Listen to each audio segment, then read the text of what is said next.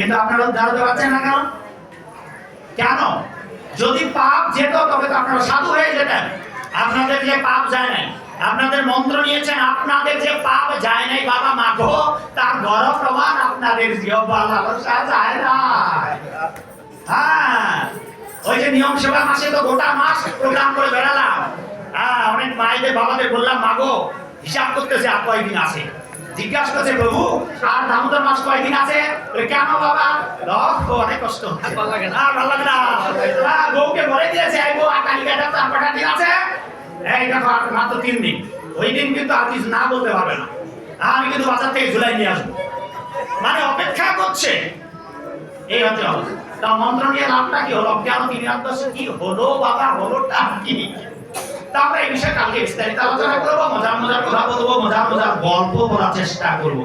সবাই ভালো থাকবেন। সবাই 10টার সময় আসবেন। হ্যাঁ, 10টায় সময় আসবেন। হ্যাঁ, ও বাবা কিন্তু কি বলতেছে, খুব আপনাদের ঠাট্টা করতেছে বাবু, বলতেছে সবাই 10টার সময় আসবেন। কেন রাত 10টা?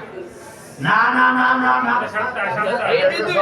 সবাই আপনাদের মাগো ভাইদের তো সংসারের কাজ আছে, বাবাদের ব্যবসা বাণিজ্য আছে, তাড়াতাড়ি ব্যবসা বাণিজ্য সেরে 8টার মধ্যে আসার চেষ্টা করবেন।